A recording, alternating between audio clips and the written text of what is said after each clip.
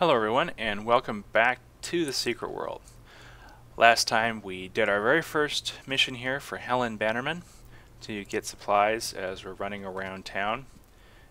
Food, medical supplies, ammunition, so on and so forth. As well as kind of going over the inventory system and the crafting system, kind of as a brief overview, as well as the general types of items in the game. So we're going to go over here and we're going to get our next quest here from Helen. And you may notice, it might be hard to see on the video, there's the first mission here that we did, which is supply run, now has an hourglass icon overlaying it. And there's a counter here slowly counting down, and it's currently at 17 hours, 46 minutes, 22 seconds. This basically means that all quests in the game are repeatable, but they're on a cooldown. Kingsmouth quests are basically on an 18-hour cooldown, so you'll be able to repeat them every 18 hours. Later zones in the game will have longer cooldowns, but they also give larger rewards. So since we can't do that one again just yet, we're going to do this one here with the yellow icon, which kind of has a bomb with a clock on it, which basically means it's a sabotage mission. These missions are going to focus more on stealth rather than action. So we will accept this mission called Horror Show.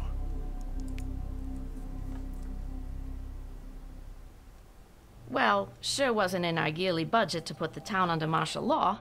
No, the good old boys on the council were all about thrifty spending, at least above the table. So I squirreled away where I could for some surveillance equipment. Police business, sure, let's call it civic awareness. I'm talking your webcams, your motion sensors. Oh, don't look so surprised. Kingsmouth might be out in the sticks, but we have electricity and everything. Running water in tourist season. Come back when this whole damn mess is blown over, I'll give you the tour far as the old lighthouse. But, to get to the point of it, seems to me we should bring that gear out of mothballs and get it hooked up around town. Gives me some early warning and the others a break from my collection of Jeopardy reruns. What, nobody likes watching Jeopardy reruns over and over and over again? Alrighty. You know what I'm also going to do? I'm going to go here to the missing persons list, and I'm going to pick it up. A list of missing people serves as a sober reminder of the lives affected by the horrible events in Solomon Island. Some of them could still be alive and in need of help. Search for the people listed on the note in the police station. Find out if they are dead or alive or somewhere in between. So we're going to pick that up just because I'm reasonably certain that that's going to be in the general vicinity as we're running around Kingsmouth. So I'm going to click over here on the yellow icon again to switch our tracking focus back to Horror Show. And we need to check phone book for secured businesses. Well, if you remember from our previous mission, there was a phone book right here. Secured businesses. Well, we've picked the Franklin Foundation Mining Museum at 3 Belmont Avenue. We have Kingsmouth Savings and Loan at 14 Lovecraft Lane. And the Psychoil Gas Station at 1 Belmont Avenue. So we're going to start with the Psychoil Gas Station. And I noticed that we actually have 3 AP, so we're going to click that. And we're going to pick up the... let's see, what do I want? We actually have enough. We know Gnosis is needed, because you can see by the yellow, unfilled yellow circle. And we don't actually need anything more for this particular deck in the theory section of this tree, so we may not go any deeper for now. But we also see Buckshot, which is 3 AP, which is how much we have to spend, is part of our deck, so we will pick that, I think. A single target attack that deals 178 physical damage, or 213 physical damage if you have 5 shotgun resources on the target. So this is going to be a cooldown skill. It has a 1.5 second cast and a 10-second cooldown, and just does single target damage. Or, if you have 5 resources, more damage. So if you think about it, this doesn't actually consume shotgun resources. So what you might want to do for this is you want to fire it off before you fire off your consumer, which is out for a kill here. We're going to grab that, and I'm going to rearrange it here, so... Now let's see. I'm going to actually keep our producers near the...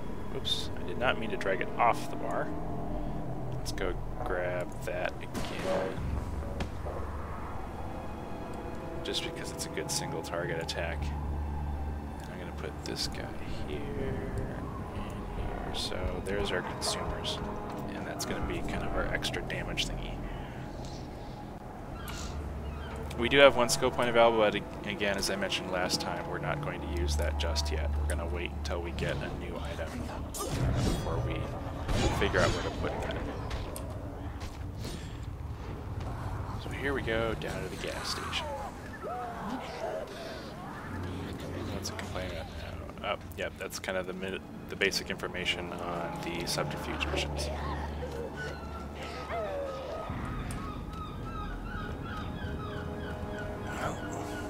So, we're going to look around for a camera. And, well, I happen to know that the camera's right up there.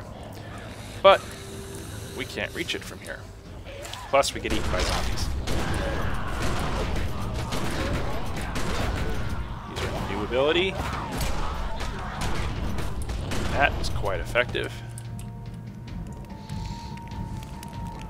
So we're going to have to look for a way to get up there to get at the item. And this looks reasonably climbable once we take out the current residents.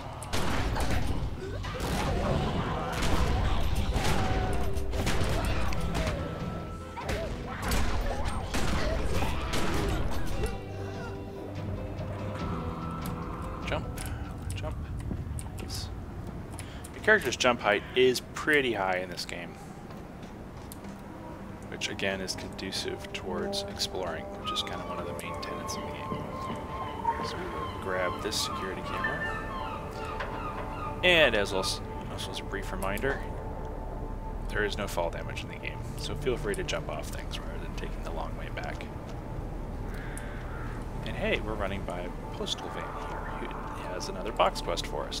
Neither snow, nor rain, nor zombies. The mail has probably not been delivered since before the fog. In the current situation, who would blame the postal service? Still, receiving packages might lift the spirit of the few remaining survivors on the island. Neither snow nor rain, something about gloom of night. Isn't that what they say? But the postman is nowhere to be seen. Better take the matter into your own hands. So, it's the zombie apocalypse. I think they can handle a bit of tampering with federal mail. And this package wants to be delivered to Raven's Knock. But we are currently on our Porsche mission, so we will wait on that. As you can see, we've now got 2 box missions simultaneously.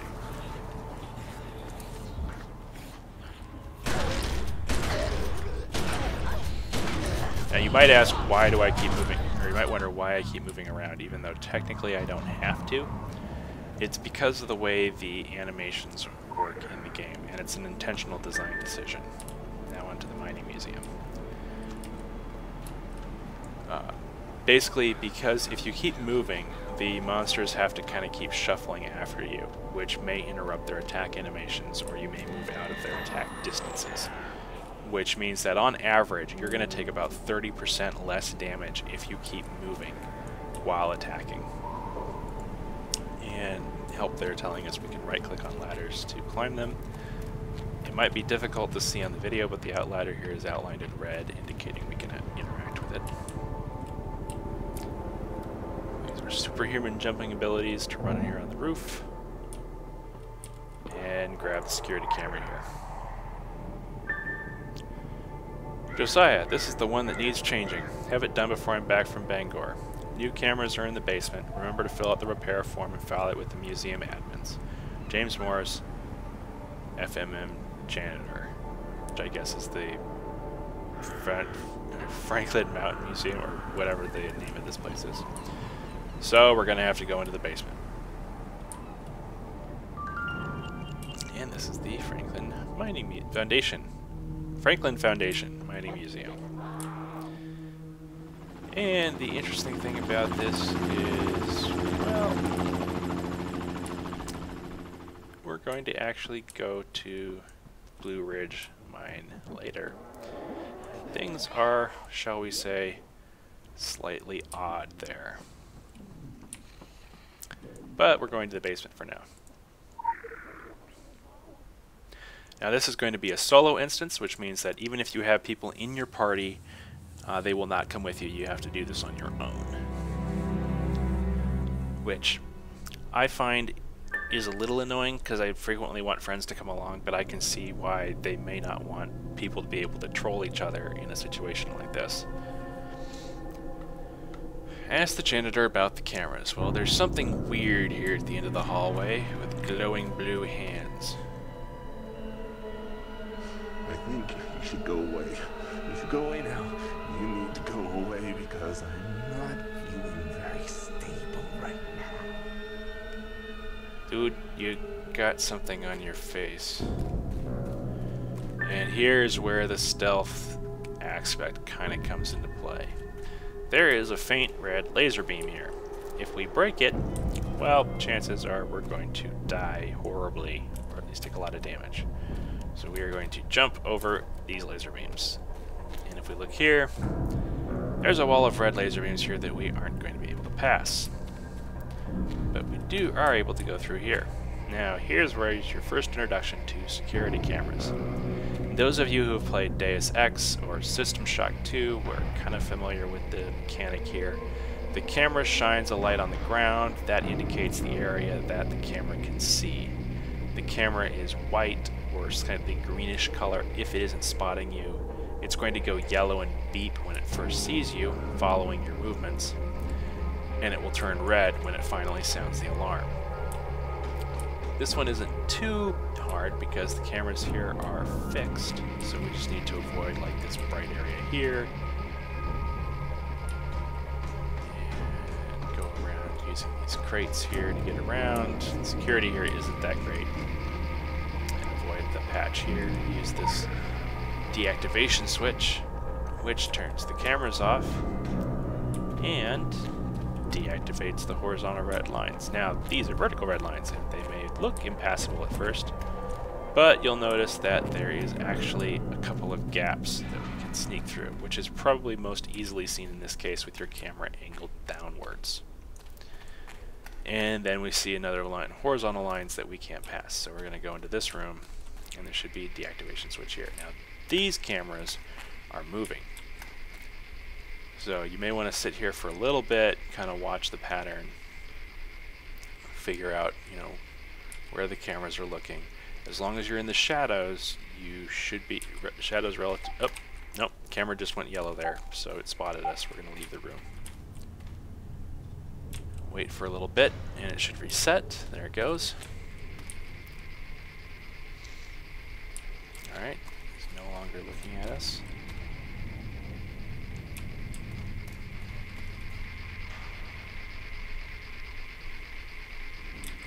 See, it doesn't see us because we're in the shadow here. Alright, up here under the camera. Let's wait for it to turn away. Run across here. Drop down, hit the switch. I think we got minorly tagged by the camera as we ran by, but we were able to disable them before they actually exploded. And now we got to deal with this guy. In fact, let's remember to use our single target attacks, which deal more damage. Do our nice strong shotgun attack before we consume the resources, and repeat the process. He has a crown, as you can see, which means he's going to be a little bit more difficult than your standard single dot character.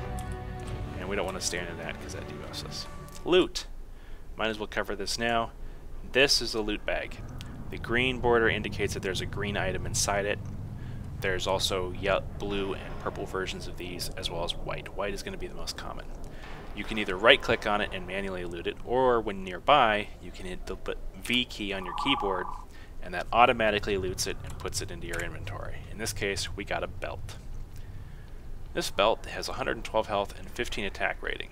As I mentioned in the previous episode, this is probably going to be a health-oriented item, just because you can see that the health's higher. Now we can confirm this by dropping it in the disassembly window. We can see that it gives us water, so yes, this is going to be a health-oriented item. That's fine. We know we need a couple of health-oriented items to be able to solo effectively, so we're going to go ahead and equip that. Not to mention it's better than our current white belt. We're going to grab this lure, and then we're going to use the crate of cameras here. Now they want us to go back and place cameras on various locations near the police station. So that kind of gives you actually, I mean, the rest of this mission isn't terribly stealthy, but that kind of gives you an idea.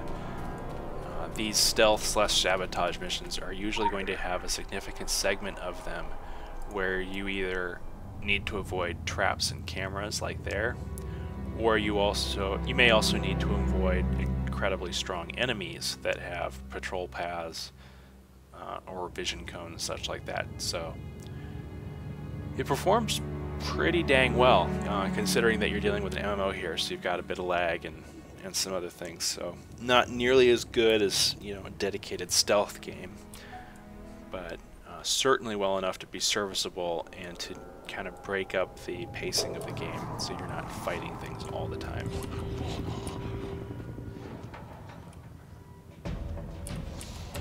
And we've got more zombies on us.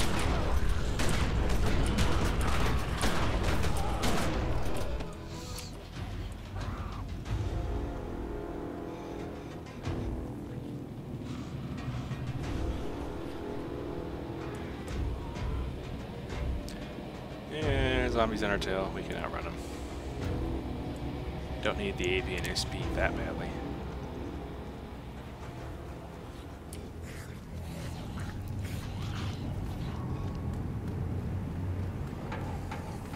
So, got this white bracket here to interact with to put our first camera on.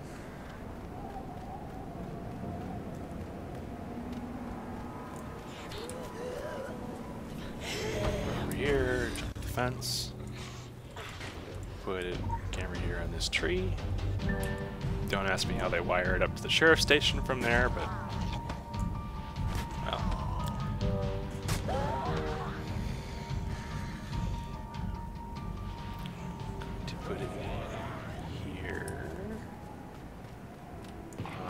post, and this also doubles as a way to kind of point you at these particular guys here, these Council of Venice people. You'll see them around in areas with their blue berets, familiar, you know, which might remind you of the UN. The Council of Venice in this game is essentially a fourth faction, I should say fifth faction, that kind of maintains order in the secret world. They're the ones that keep the three main factions from breaking out into open warfare. And these guys also basically run shops. So this guy sells a bunch of QL0 items, so if you need to grab a new weapon or some talismans for whatever reason, you can buy it from the arms dealer. The apothecary sells you these ambrosias, which essentially you consume them and it instantly gives you 5 resources of the appropriate type. I haven't found too much use for those yet, but that's just me. The Council of Venice Envoy here is the one that you're going to trade in your tokens for. So we only have 6 Kingsmouth tokens at the moment, but you can see that if we were to get, say, 10 of them, we could get a QL3 glyph. I will probably hold on to these until, depending on how fast we get them, I may be holding on to them for a while until we get closer to Blue Mountain, where your gear is going to start to make more and more of a difference. And then the chemist here is going to sell you consumable toolkits. So those are toolkits that allow you to group together dust, fire, etc., and make potions out of. And he sells all the way from QL1 to QL10. But obviously we don't need any of those. So any of these will actually buy stuff from us as well. So since we don't need the bracer here or the belt, we're going to get rid of those, which gives us a couple of packs. They also provide the option to repair. There is durability in this game when you die, but you can repair it to any of these guys, and it's reasonably cheap. But it also provides a decent money sink for the game, which otherwise does not really have any kind of packs money sink.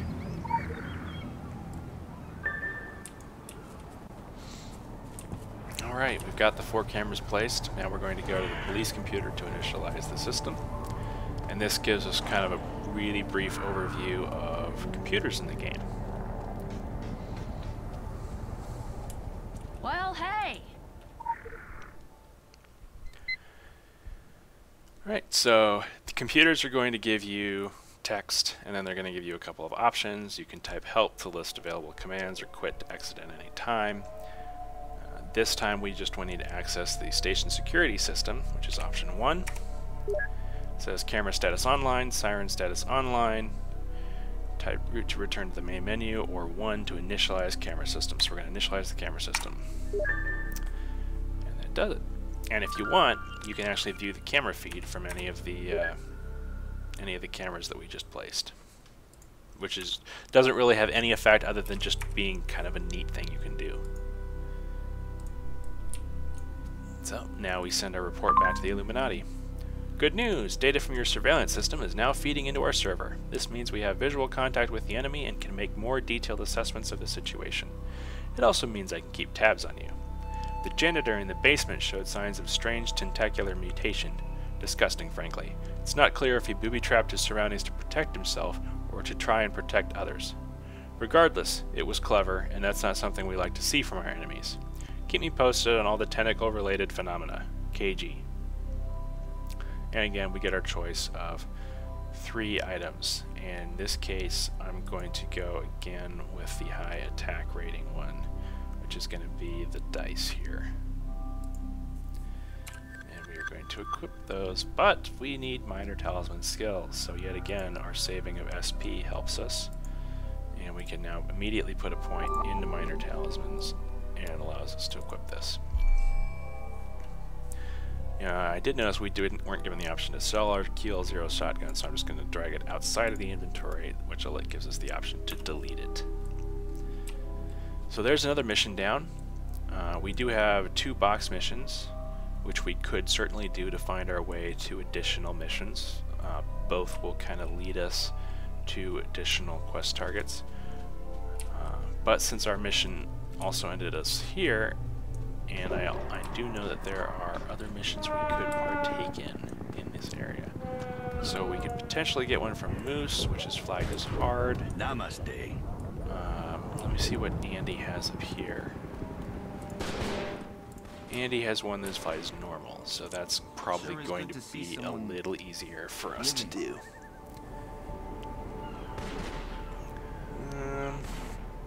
Trying to debate if we have enough time to do it. Why not? We can make this one go a little bit long, since the other one might have ended up a little short. Elm Street Blues. Deputy Andy Gardner is afraid of the town will become completely overrun by monsters unless someone steps up and helps contain the undead invasion of Kingsmouth.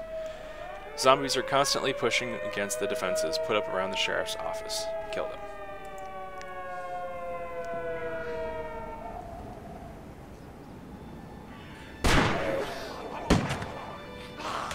Jeez, you never saw anything like this in the cop shows.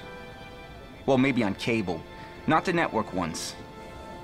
You wouldn't know it from looking out there, but before that wicked bad fog rolled in, Kingsmouth was a sleepy little burg. Nothing stronger on the streets than a hot cup of coffee and chocolate-glazed donuts from Susie's. The occasional DUI or domestic disturbance. Human sacrifice. But every town has a dark side, right? We sure are getting a heap help in the darkness now, eh? The Walking Dead and worse besides taking over our town. Us survivors hold up in here, hoping it's all just a bad dream and we'll wake up to the smell of bacon and maple syrup.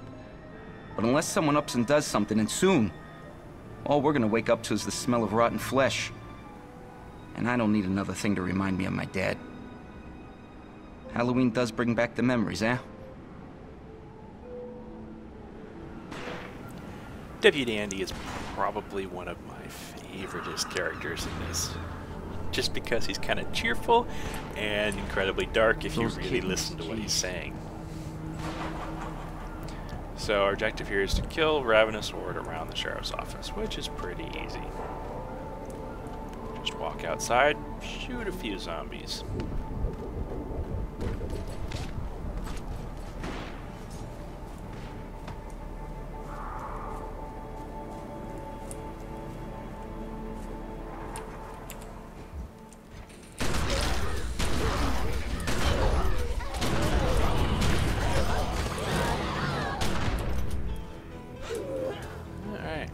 of 6. We just need 2 more. Here comes one now. I didn't count because one of the NPCs up top got him with a sniper rifle. Here's another group we can take out.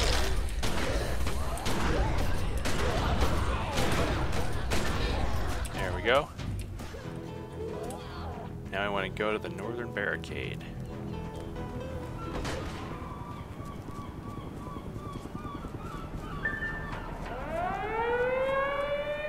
Zombies are attacking from the north.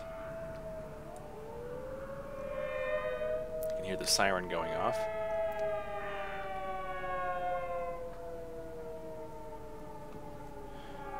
A couple of policemen join us out here. And we are now have to hold off the horde. These are weak enough that I probably can just spam my AoE shotgun further and not really have to use too much other stuff. And this is a global event. This is not instanced away from the rest of the world. So if somebody else is on the same quest, they can certainly assist us with that. Even if they're not on the same quest, they can assist us. Those zombies are making a mess of that north barricade.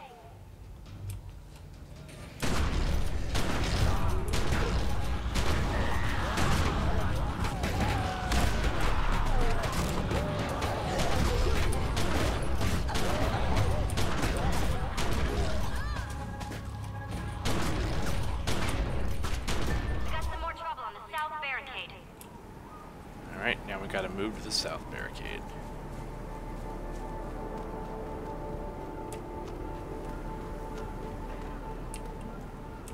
Oops.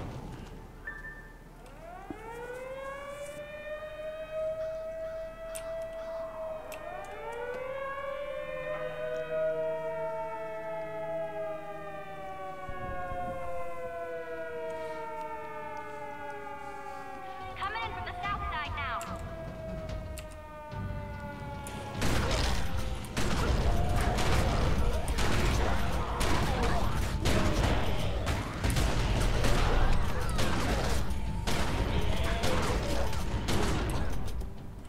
We got some more trouble on the south barricade. You're a little late to the party, buddy.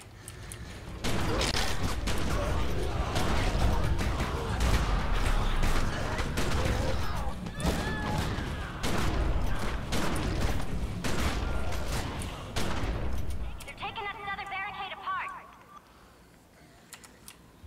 You do regenerate health out of combat. It's not necessarily fast enough to keep you alive as much as you might expect, but it's certainly nice. So if you can get out of combat and kill these guys fast enough, Control for now. then you'll regenerate. You'll notice it going up here. So now we need to find the source of the assaults in the sheriff's office, which is further down the street.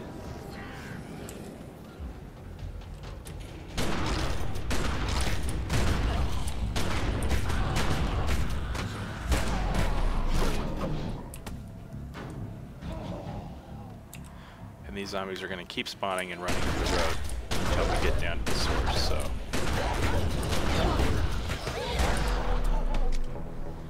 keep moving.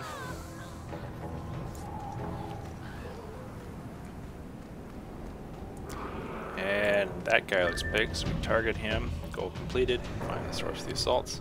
Kill the Drog Warmonger. And also don't stand within his trunk outlines.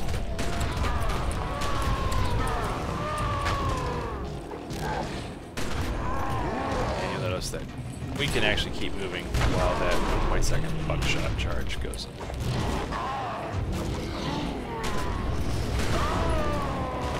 There we go. Buckshot again. Let's not stand in that. And punch him down. And we are done. As he dissolves into something. I've never seen that happen before. Send report. This is interesting. We have no records of direct contact with the Drog, so your sighting in Kingsmouth catches us a little off guard. Other factions have encountered them frequently at sea. Of course, file sharing isn't common practice in the industry. Here's what we know. The Draug are an ancient and marine variety of undead with roots in Norse mythology. They seem to be directing the local attacks. As for everything we don't know, well, that's where you come in. Ciao, ciao. And let's see, what do we want? Healing. Again, I'm going to go with the higher attack rating item, I think. And equip that. And we have actually a new shotgun we picked up. We have an SP to spend on shotguns, so we're going to go ahead and...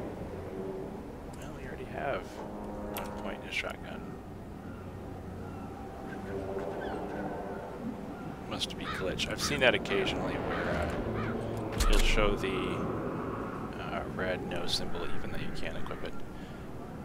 And that's not actually any better or any worse than the white one we had. Now, as I mentioned before, when you finish a quest, there's going to be other quests nearby. So, in this case, we were down here, and we're actually nearby the postal van with this one here. So, we'll switch to that quest, which we picked up here earlier, and it's basically delivering this package here to Raven's Knock. So we're going to do that, and that'll actually be a pretty decent place to cut the video.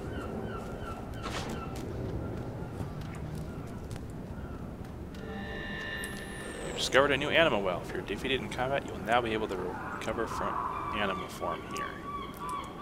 So this is another potential place we can resurrect.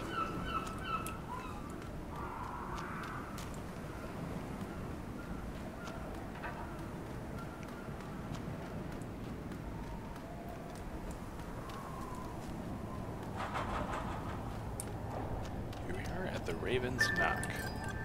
Place the package in the mailbox.